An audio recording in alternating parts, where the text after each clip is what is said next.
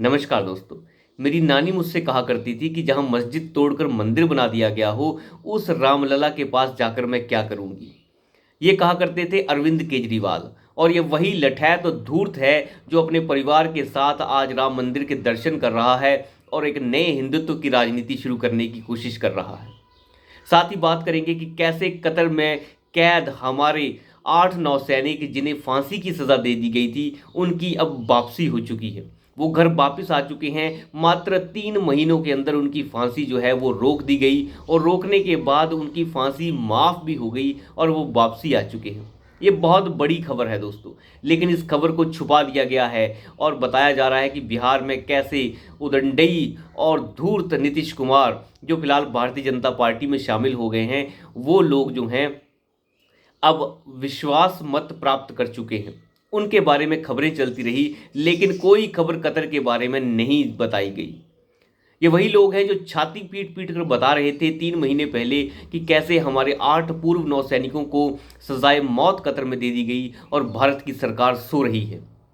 लेकिन भारत की सरकार ने सोने के साथ साथ कुछ और भी काम कर दिया है और इस कतर जैसे मुल्क से हमारे 8-9 सैनिकों को सज़ा माफ़ करवाकर वापस भी लेकर वो आ गए हैं। लेकिन सारा धूर्त और छाती पीटने वाला, नंगा होकर नाचने वाला मीडिया अब मौन हो गया है।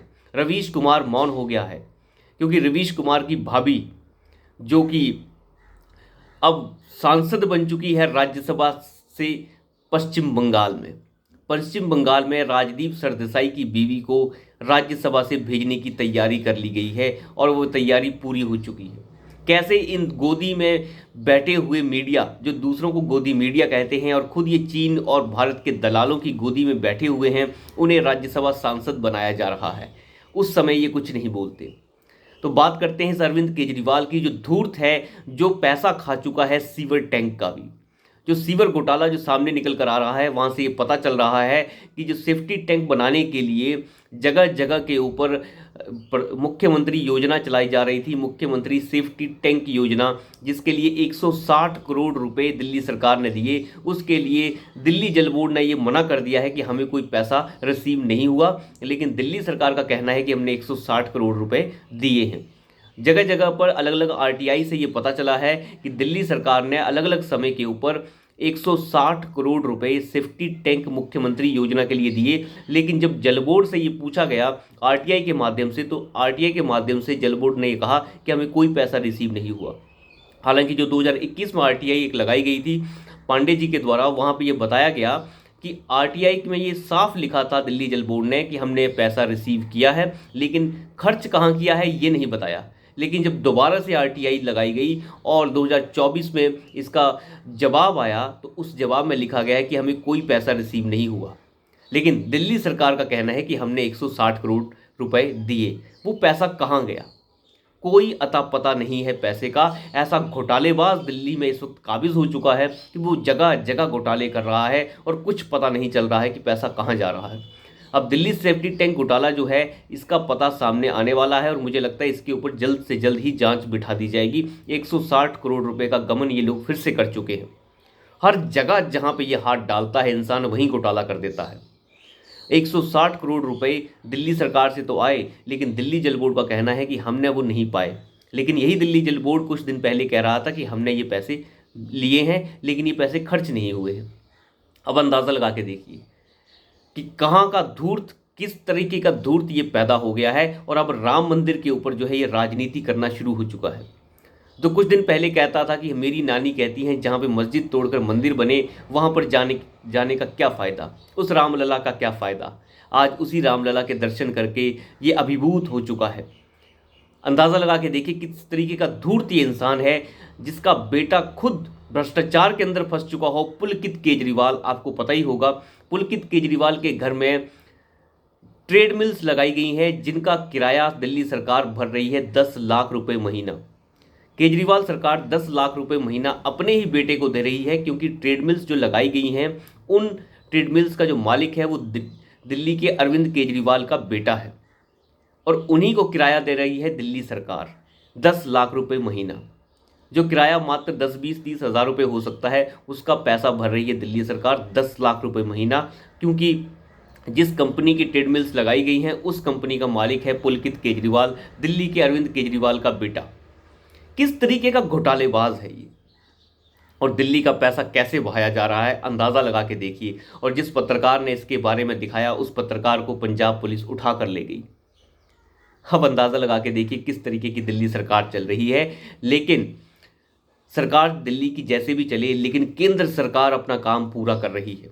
कतर के अंदर बंद भारत के 8 नौसैनिक, जिन्हें 3 महीने पहले फांसी की सज़ा सुना दी गई थी वहाँ की एक लोअर कोर्ट ने, उस सज़ा को अब पलट दिया गया है और सारे के सारे जो हमारे 8 पूर्व नौसैनिक थे उनकी सज़ा माफ़ हो चुकी है और वो अब वापस आ चुके हैं। मात्र एक नौसैनिक जो हैं अभी वहाँ पर हैं, और ये मैं बता दूँ ये पूर्व नौसैनिक थे, अभी ये ड्यूटी पर नहीं थे। ये एक प्राइवेट कंपनी के लिए वहाँ पर काम कर रहे थे और इनके ऊपर आरोप लगे थे कि ये इजराइल के लिए वहाँ पर जाके इजराइल के माध्यम से या इजराइल के लिए वहाँ पर ये खुफिया विभाग का तरीके का काम कर रहे थे। लेकिन खैर वो चीज़ें साबित नहीं हो पाई, लेकिन उनकी अब वापसी हो चुकी है। ये बहुत बड़ी बात है अपने आप।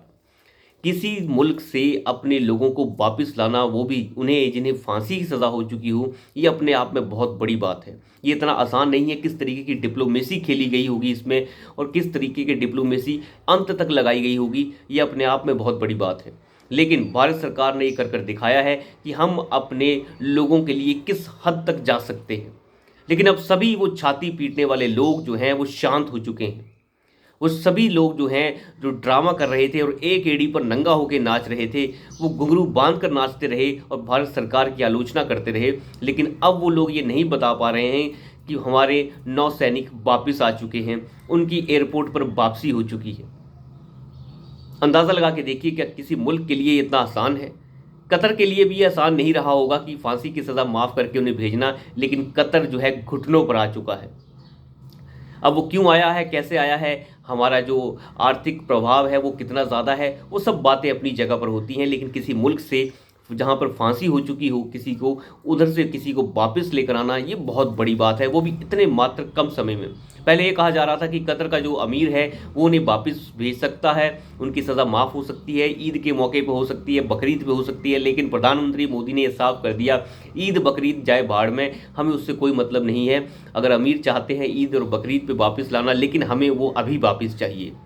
और ईद बकरीद की माफ़ी तो छोड़ दीजिए, उन्हें पहले ही माफ़ कर दिया गया और ये वापस आ चुके हैं। हम पहले भी एक वीडियो बना चुके हैं कि कैसे उनकी गिरफ्तारी हुई और कैसे उन्हें काउंसलर एक्सेस मिली, फिर हायर कोर्ट में अप्लाई किया गया, वहाँ से सज़ा माफ़ होती है और माफ़ होने के बाद वो वापस आ जाते हैं मात्र 3 महीनों के अंदर। क्या आप अंदाज़ा लगा सकते हैं भारत के अंदर ऐसा हो सकता है? भारत के अंदर कोई कोर्ट अगर किसी को सज़ा सुना दे तो यहाँ की सरकार की इतनी औकात नहीं है कि वो कोर्ट से उस सज़ा को माफ़ करवा सके। लेकिन भारत सरकार ने कतर के अंदर ये कर दिखाया है और ये अपने आप में बहुत बड़ी बात है। अब छाती पीटने वाले सब के सब चुप हैं, क्योंकि उनकी भाभियां और उनकी पत्नियां तो राज्यसभा से सांसद बन रही हैं तृणमूल कांग्रेस से। जी हाँ, राजदीप सरदेसाई की पत्नी जो हैं और रवीश कुमार की भाभी जी भी आप कह सकते हैं, और साथ ही साथ अंजुम की और धान गेहूं एक्सपर्ट की, ये सब की सब जो हैं भाभियां जो हैं अब राज्यसभा सांसद बनने जा रही हैं तृणमूल कांग्रेस से। तो अपने आप में ये भी बहुत बड़ी खबर है। जब इन लोगों की दलाली जो है और गोद में बैठने की जो गोदी परंपरा है वो रंग लाती है, तो इनकी भाभियां और इनकी पत्नियां राज्यसभा सांसद तो बन ही जाएंगी। ये अपने आप में ये भी बहुत बड़ी खबर है। यहीं से पता चलता है कि कौन किसकी गोद में बैठा है। तो खैर ये सब बातें तो चलती रहेंगी, लेकिन यहाँ से ये नंगे होकर दिखते हैं कि कौन असल में नंगा है और किसने जो है भारत के लिए अपनी जान निछावर की और कतर से अपने सैनिकों को वापस लेकर आ गए। ये अपने आप में बहुत बड़ी बात है। लेकिन नंगा होकर नाचने वाले सब के सब चुप हैं, उनके मुंह से कुछ नहीं निकल रहा है, उनके मुंह से सिर्फ दलाली की बदबू आती है और कुछ नहीं। तो अभी के लिए इतना ही, धन्यवाद।